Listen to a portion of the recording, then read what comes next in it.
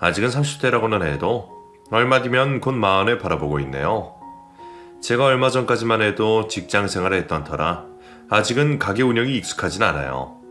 그래서 아직은 매출도 많지 않고 회사 다닐 때보다 더 힘들다 싶습니다. 물론 어려울 줄 모르고 시작한 것도 아니고 오래전부터 하고 싶었던 일이었기에 큰 마음 먹고 시작하면서 잘해보겠다는 다짐이 먼저였지만 생각보다 어려운 가게 운영에 아직은 곤욕을 겪고 있죠. 하지만 그 어떤 일이 아무리 힘들다 한들 제가 겪었던 그 일보다 힘들까 싶은 생각이 듭니다. 지금 다시 생각해봐도 어떻게 그런 일이 벌어질 수 있는지 믿기조차 어려운 일이지만 직접 그 일을 겪은 저로서는 세상이 만만치 않다는 걸 받아들일 수밖에 없겠네요. 불과 몇 년 전까지만 해도 저는 매일매일 힘든 나날을 보내야 했었어요. 사랑하는 사람들을 잃고 혼자 너무나 외롭고 고통스러운 시간들을 보내야 했습니다. 그래도 다시 행복해지고 다시 살아가고 싶은 마음에 희망을 쫓아봤지만 알고 보니 그게 가시밭길이었다는 걸 나중에서야 알게 되었죠. 물론 지금이야 모든 것이 제자리를 찾아 안정적인 상황이지만 저는 지금도 그때의 일을 떠올리기 힘든 정도입니다. 제가 하려는 이야기는 저의 결혼과 가정에 대한 이야기입니다. 생각해보면 저는 어려서부터 일찍이 가정을 꾸리고 싶어 했었습니다. 결혼에 대한 환상은 없었지만 결혼을 해서 가정을 갖기를 누구보다 바라곤 했었어요. 늘 혼자여서 외로웠던 제가 결혼을 하면 행복해지고 안정을 찾을 수 있지 않을까 싶었거든요. 그런 생각을 했다는 자체가 환상이었을지 모르겠지만 편부모 가정에서 일찍부터 외로움을 알고 자랐던 제게 가정은 무척 중요한 의미였어요. 어쩌면 엄마에게 버림받았다는 사실 때문에 더욱 결핍이 컸는지도 모르겠네요. 지금은 기억도 잘 나지 않고 굳이 떠올리고 싶지도 않은 사람이지만 제 엄마라는 사람은 참 무정한 사람이었습니다. 가정에 대한 소중함도 모르고 가정에 대한 존중이나 아쉬움 없이 자식과 남편을 너무나 쉽게 버렸던 사람이었거든요. 제가 유치원에 다니던 어린 시절에 엄마는 다른 사람과 바람이 나서 가정을 버렸습니다. 부모님의 이혼을 이해하기도 쉽지 않았던 어린 나이였기에 저는 엄마가 잠시 여행을 다녀오는 줄만 알았어요. 찐가방을 싸서 나가는 엄마가 제 손을 뿌리쳤던 것이 마음에 걸렸지만 다시 돌아올 거라 믿고 엄마를 기다리고 있었죠. 하지만 엄마는 그 후로 다시는 집으로 돌아오지 않았습니다. 보통 이혼을 해도 자식은 보러 온다던데 저희 엄마는 그런 것도 일절 없었네요. 어른들의 사정을 모르던 그때의 저는 엄마가 저를 버리고 간 줄도 모르고 엄한 아버지를 원망하며 엄마를 오랫동안 그리워하곤 했었어요. 아버지가 엄마한테 화를 내서 엄마가 돌아오지 않는 거라 생각했거든요. 나중에서야 엄마의 외도를 알게 되고 그동안 죄 없는 아버지를 원망했던 것을 얼마나 후회했는지 모릅니다. 그리고 아버지가 그동안 저를 위해 혼자 얼마나 고생을 해오셨는지도 너무나 늦게 깨달았죠. 엄마가 가정을 버리고 떠난 뒤 아버지는 홀로 어린 딸을 키우기 위해 고군분투하셨어요. 혼자 일도 하셔야 하고 육아도 하셔야 했으니 얼마나 고생이 많으셨겠어요.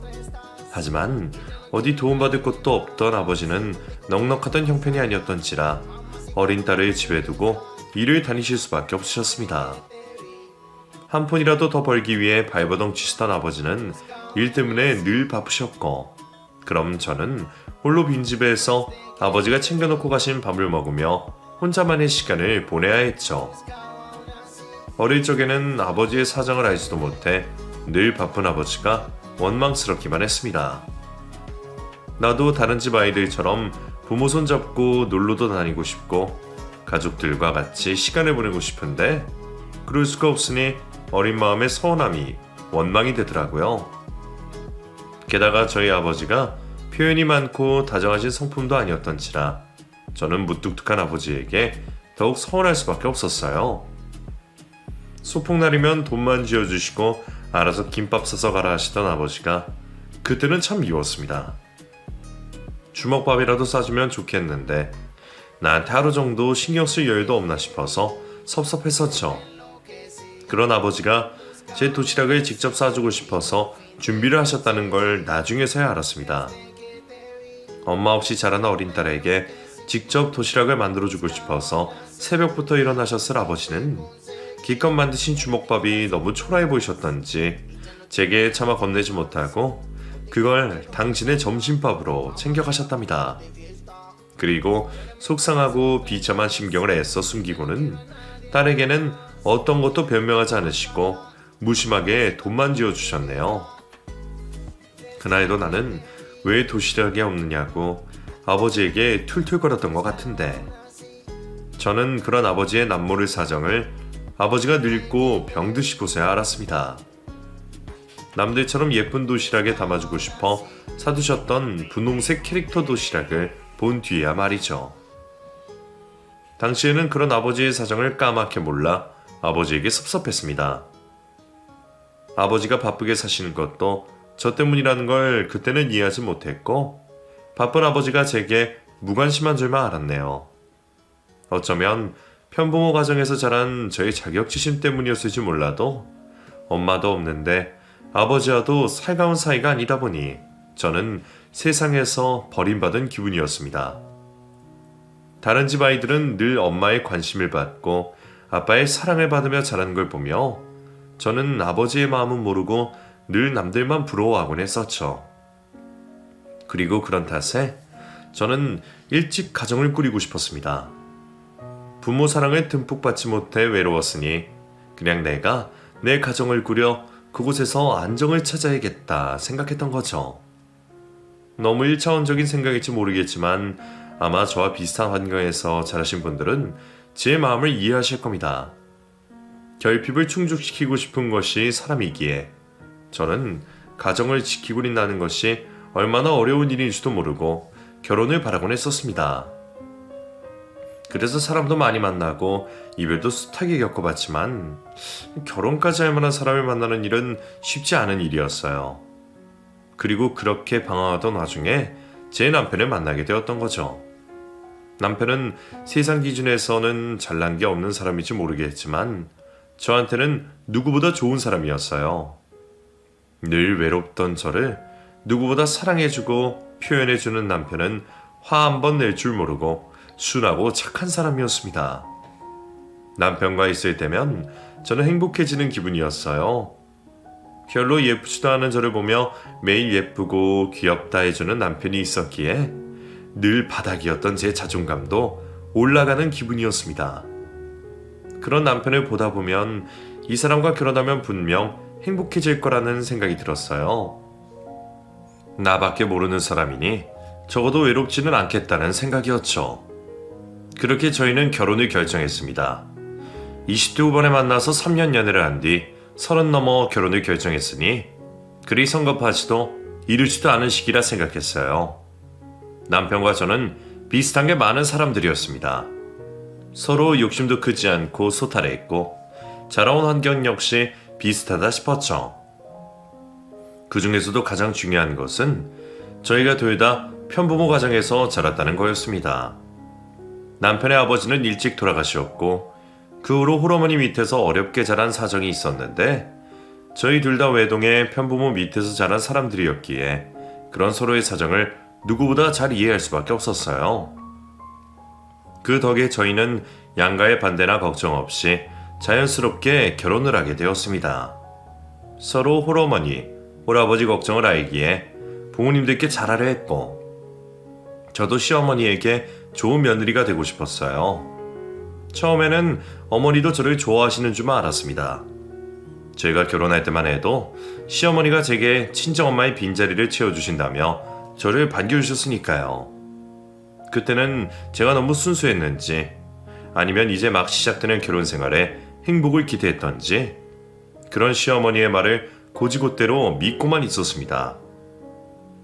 그리고 그게 진심이 아니었다는 건 결혼하고 한참 후에서나 알게 되었죠. 아마 저희 시어머니는 제가 처음부터 마음에 들지 않으셨던 것 같아요. 당신도 혼자 어렵게 자식을 키우셨으면서 제가 엄마 없이 아버지 밑에서 자란 며느리라 괜히 미우셨던 듯 했죠.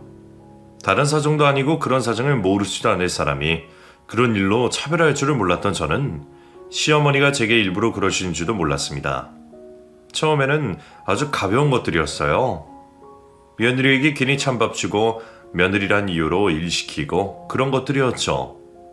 이제 와서 생각해보면 누가 봐도 뻔한 시집살이들이었지만 그때는 우리 며느리라며 살갑게 찾으시는 시어머니에게 아기가 있는 줄은 몰랐습니다. 사소한 것들에서 시작된 것들이 점점 도가 지나쳐가고 점점 잦아질수록 눈치 없던 저도 어머니의 의도를 알아차릴 수밖에 없었어요. 따뜻한 새밥이 있었는데도 일부러 저한테 찬밥 내주시고 잊지도 않은 핑계들로 저를 불러내 괴롭히셨다는 걸 말이죠. 하지만 가장 충격적이었던 것은 저에 대한 시어머니의 편견이었습니다. 저는 어느 날 시어머니가 남편에게 이런 말을 하는 걸 들었습니다. 걔 엄마가 바람나서 도망간 거라며. 그럼 그 피가 어디 가겠니? 그러니까 너도 늘 조심하라는 말이야. 지금이야 얌전해 보여도 언제 어디서 튀어나올지 모르는데 허튼 짓을 안 하는지 잘 감시해. 엄마, 말 조심하세요. 어떻게 민영이를 두고 그런 소리를 할 수 있어요? 설마 민영이한테도 이런 얘기 하신 거 아니죠? 민영이 괴롭히시면 저 진짜 가만히 안 있습니다. 엄마 안 보고 살지도 몰라요.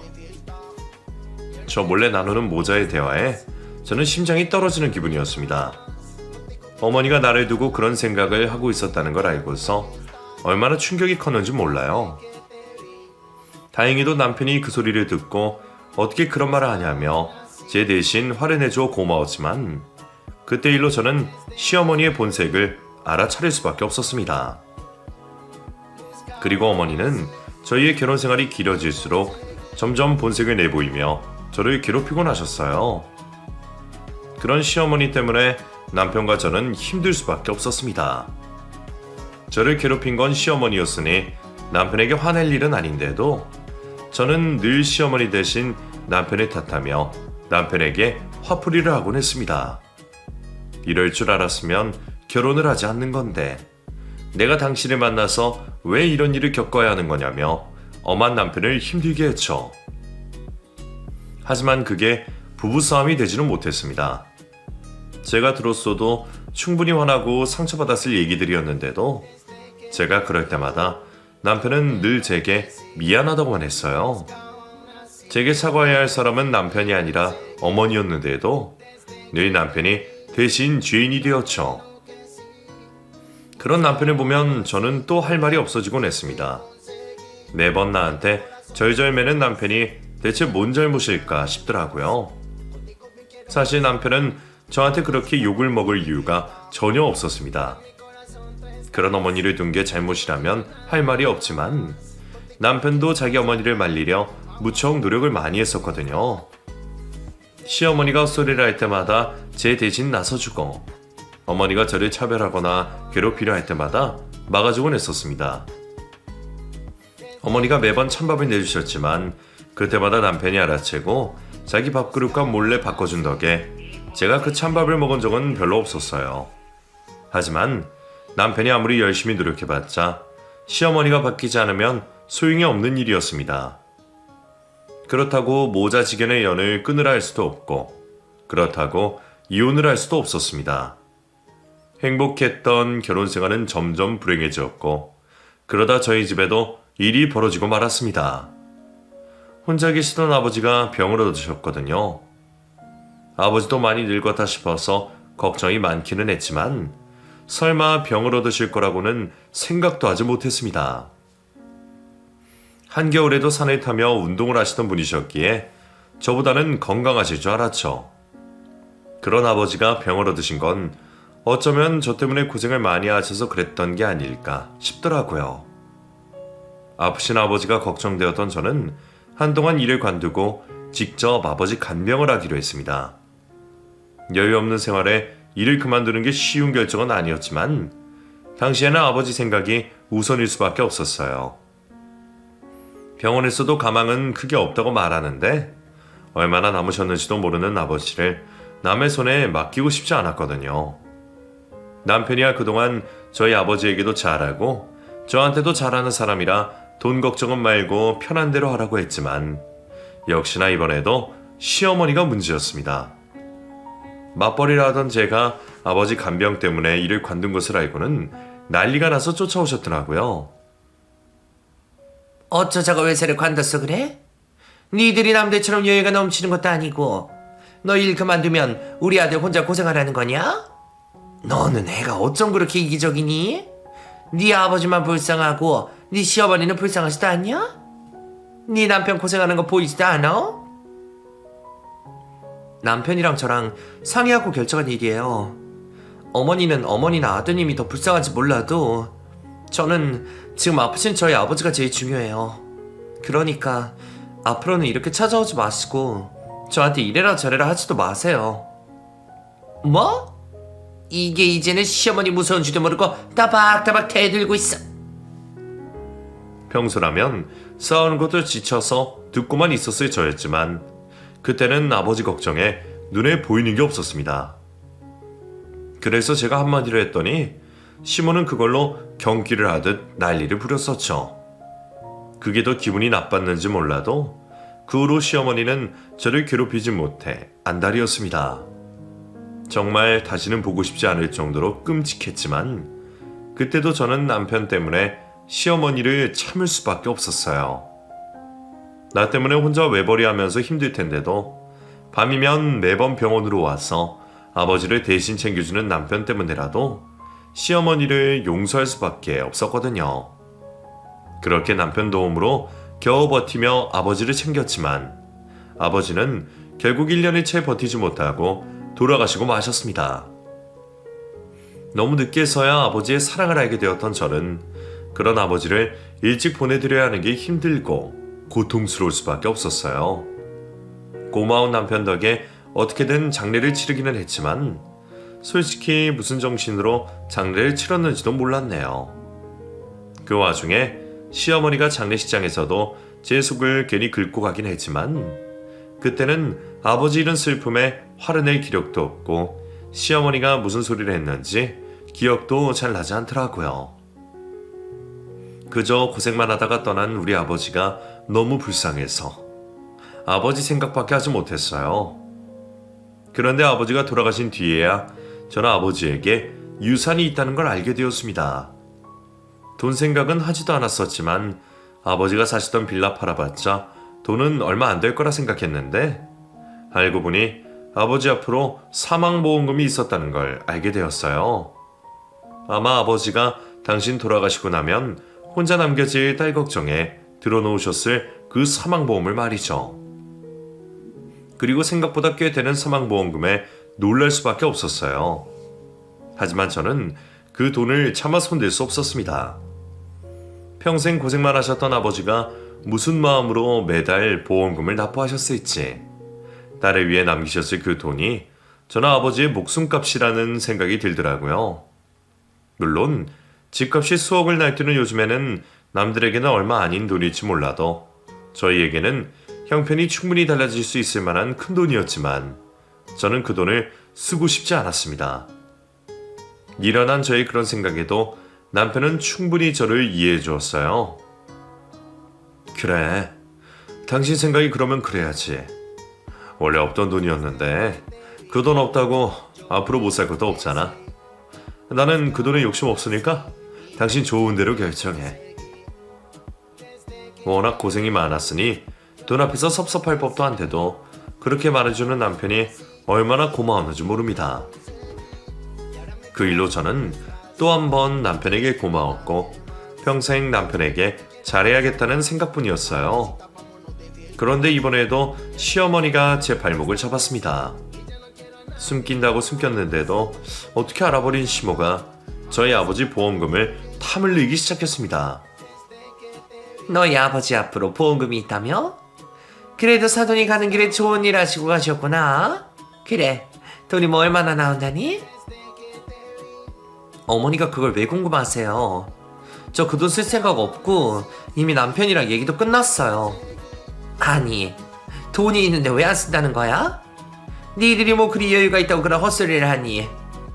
니들 안 쓸 거면 나 좀 도와다오. 너도 우리 집 사정 뻔히 알잖냐. 당장 빚 때문에 매달 고생하는 것도 모르지 않을 거고. 너도 이제 친정아버지 안 계시니 부모라곤 나밖에 없는데 시어머니 잘못이니 게 너한테도 좋은 일 아니냐? 아마 너희 친정아버지도 그러시기를 바라실 거다. 친정아버지 아프셨을 때는 늙어서 짐이나 된다며 헛소리하던 시모가 아버지 보험금을 알고는 그 돈으로 자기 빚을 먼저 갚아달라 말을 했습니다. 너무 뻔뻔한 시모의 태도에 저는 진절머리가 나더라고요. 당연히 들어줄 생각도 없었지만 우리 아버지 목숨값을 하찮게 생각하는 그 태도가 더 싫었습니다. 결국 그날 저는 시어머니와 정말 심하게 싸울 수밖에 없었고 그날 이후로 집안은 쑥대밭이 되었습니다. 시모는 길길이 날뛰고 남편은 저 때문에 매일 어머니와 싸워야만 했습니다. 하지만 이번에는 남편의 도움으로도 제가 견딜 수가 없었어요. 더 이상 그 여자를 보고 살 수가 없겠다는 생각에 처음으로 이혼 생각까지 해보게 되었죠. 그런 상황에 남편은 여전히 제 걱정이 먼저였습니다. 제가 이혼까지 고민한다는 걸 알고는 저를 놓아주고 싶어 하더라고요. 그런 남편의 마음을 보고서는 남편을 놓을 수 없을 것 같았지만 그 후로도 쉴 새 없이 저희를 괴롭히는 시모 때문에 도저히 견딜 수 없었습니다. 시모를 안 보고 산다고 해서 나아질 것 같지도 않았고 제가 남편에게 천년을 끊으라고 요구하고 싶지도 않았어요. 그래서